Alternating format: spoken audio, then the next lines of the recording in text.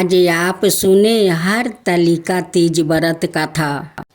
हरतालिका तीज हर साल भाद्रपद माह में शुक्ल पक्ष की तृतीया तिथि को यह पर्व मनाया जाता है। इस त्योहार में माँ पार्वती और भगवान शिव की विधि विधान से पूजा की जाती है। हरतालिका तीज व्रत में सुहागिन महिलाएं अपने पति की लंबी आयु और सुख सौभाग्य की कामना के लिए व्रत रखती है। वही कुछ जगहों पर कुंवारी लड़कियां भी अच्छे वर के लिए यह व्रत रखती है। इस व्रत को बेहद ही कठिन माना जाता है क्योंकि यह निर्जला व्रत होता है। इस दिन महिलाएं बिना अन्न जल ग्रहण किए पूरे दिन निर्जला व्रत रखती है। हरतालिका तीज खास तौर से उत्तर भारत के राजस्थान, उत्तर प्रदेश, मध्य प्रदेश, बिहार और झारखंड में बहुत धूमधाम से मनाया जाता है। इस साल हरतालिका तीज 6 सितंबर 2024 को मनाया जाएगा। इसलिए आइए इस लेख में हरतालिका तीज से जुड़े व्रत नियमों के बारे में जानते हैं। साथ ही यह भी जानेंगे कि इसका पूजा मुहूर्त कब है। हरतालिका तीज का महत्व। इस व्रत को हरतालिका तीज इसलिए कहा जाता है क्योंकि एक कथा के अनुसार माता पार्वती को उनके पिता उनके इच्छा के विरोध भगवान विष्णु से शादी करवाना चाहते थे। तब माता पार्वती की सहेली ने उन्हें अपने साथ घने घोर जंगल में ले गई। इस कहानी में हर्त का मतलब अपार है। तालिका का मतलब सहेली होती है। इस तरह हरतालिका शब्द बना है। हरतालिका तीज की पूजा सुबह स्नान करने के और अच्छे कपड़े पहनने के बाद की जाती है।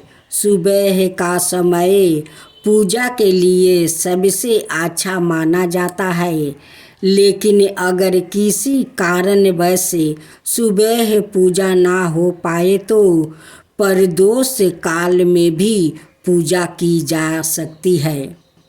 पूजा के दौरान हरतालिका की कथा सुनी जाती है। कर्नाटक, आंध्र प्रदेश और तमिलनाडु में इस व्रत को गौरी हब्बा के नाम से जाना जाता है।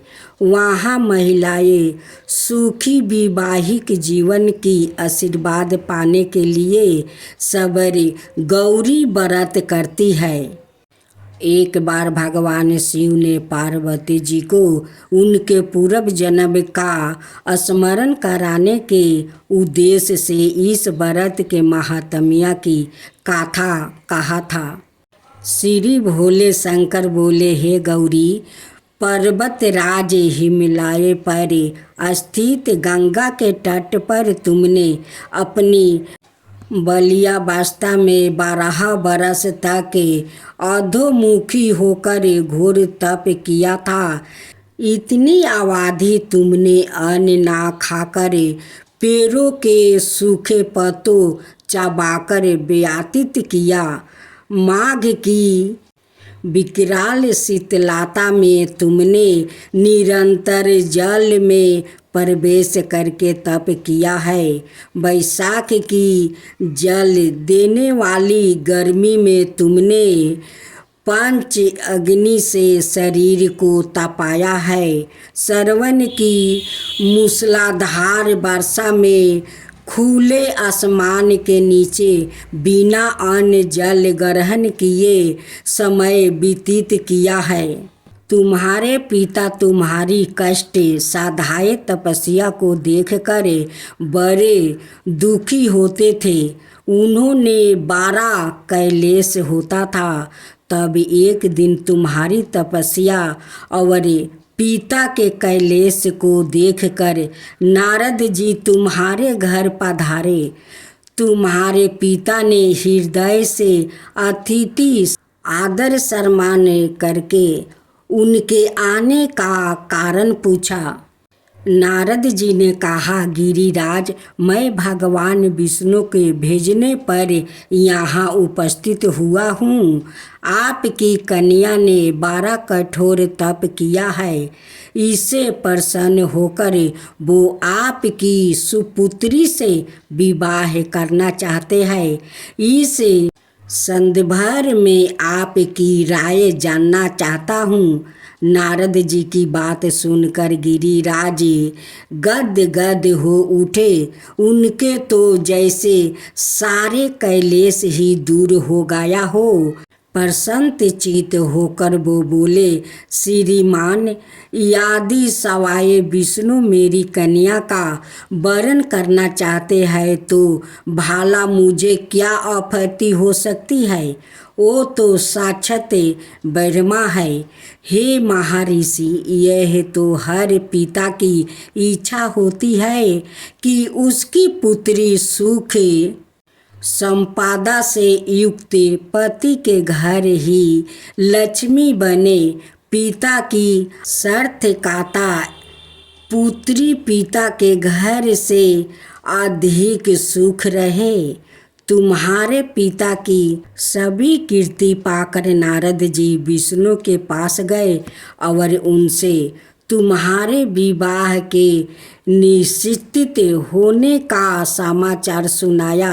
मगर इस विवाह संबंध की बात जब तुम्हारे कान में पड़ी तो तुम्हारे दुख का ठिकाना ना रहा। तुम्हारी एक सखी ने तुम्हारी इस मानसिक दशा को समझ लिया और उसने तुमसे उस बीची पाता का कारण जानना चाहा। तब तुमने बताया, मैंने सच्चे हृदय से भगवान शिव शंकर का वरण किया है, किंतु मेरे पिता ने मेरा विवाह विष्णु जी से निश्चित कर दिया है। मैं विचित्र धर्म संकट में हूँ, अब क्या करूँ। प्राण छोड़ देने के अतिरिक्त अब कोई भी उपाय शेष नहीं बचा है। तुम्हारी सखी बड़ी ही समझदार और सूझबूझ वाली थी। उसने कहा, सखी, प्राण त्यागने का इसमें कारण क्या है। संकट के मौके पर धैर्य से काम लेना चाहिए। नारी के जीवन की सार्थकता इसी में है कि पति रूप में हृदय से जिसे एक बार स्वीकार कर लिया है, जीवन पर्यत की है, उसी से निभाया करो। सच्ची आस्था और एक निष्ठा के समक्ष तो ईश्वर को भी स्मरण करना पड़ता है। मैं तुम्हें घनघोर जंगल में ले चलती हूँ, जो साधना स्थली भी हो और जहाँ तुम्हारे पिता तुम्हें खोज भी ना पाए, वहाँ तुम साधना में लीन हो जाना। मुझे विश्वास है कि ईश्वर अवश्य ही तुम्हारी सहायता करेंगे। तुमने ऐसा ही किया। तुम्हारे पिता तुम्हें घर पर ना पाकर बड़े दुखी थे और चिंतित भी थे। वो सोचने लगे कि तुम जाने कहाँ चली गई है।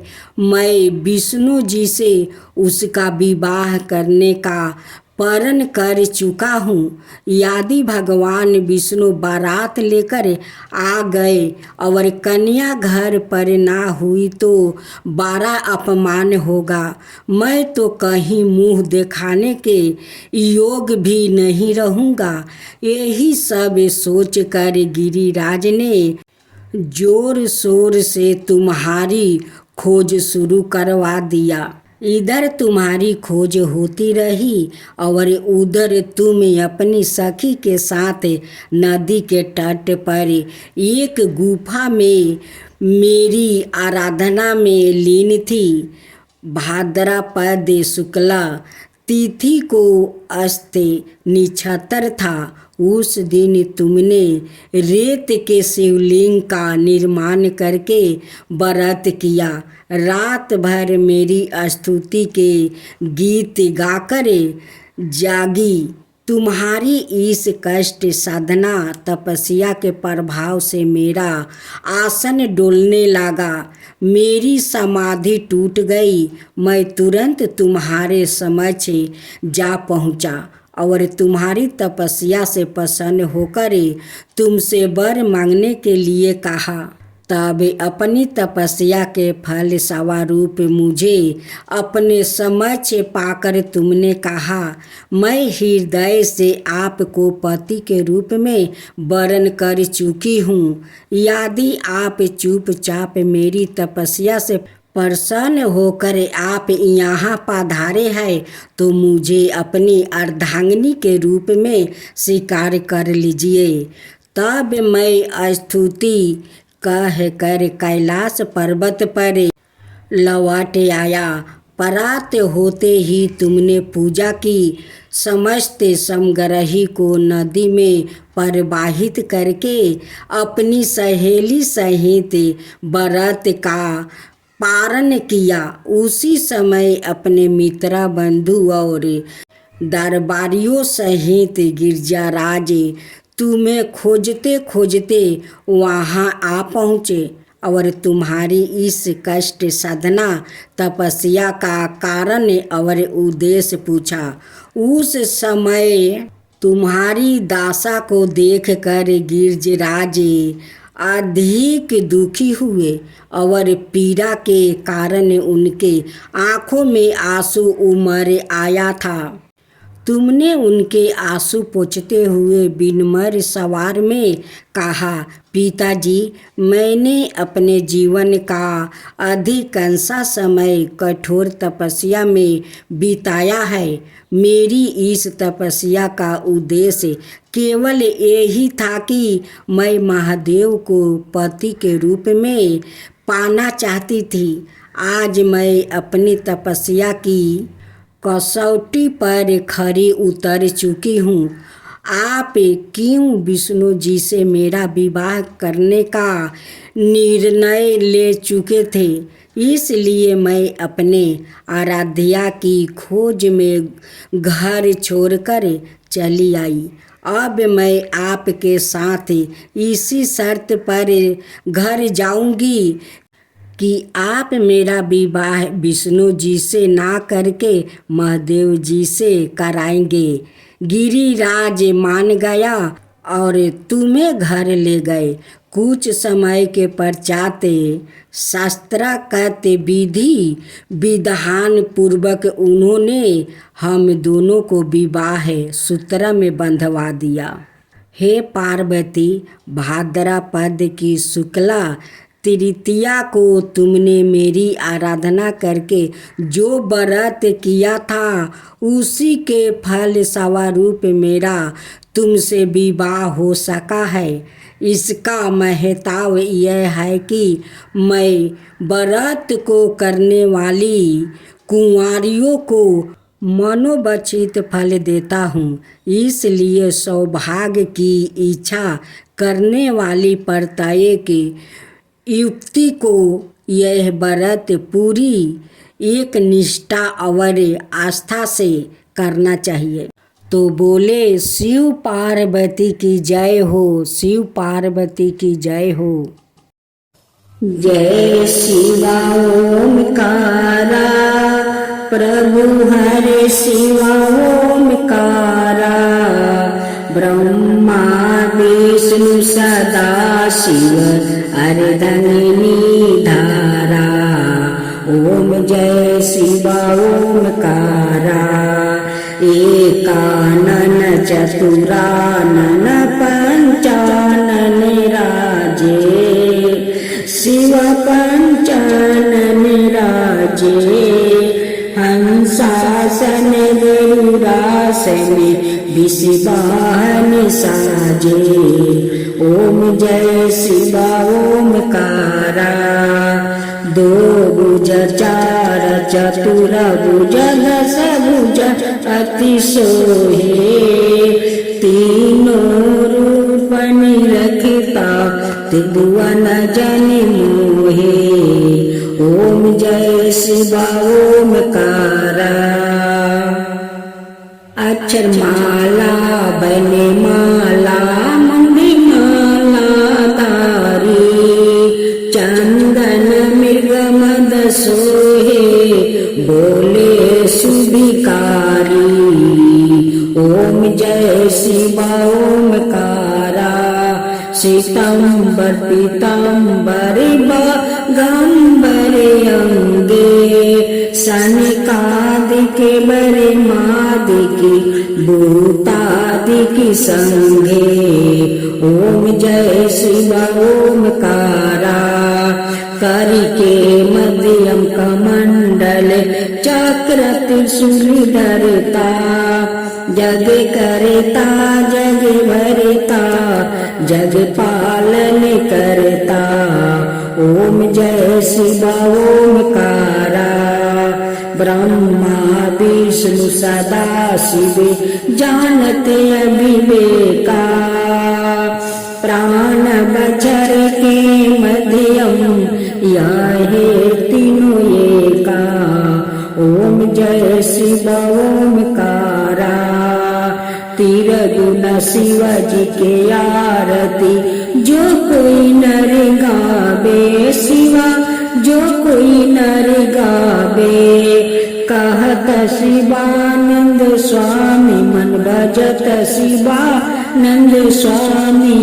मन वांछित फल पावे। ओम जय शिवा ओमकारा। जय शिवा ओमकारा।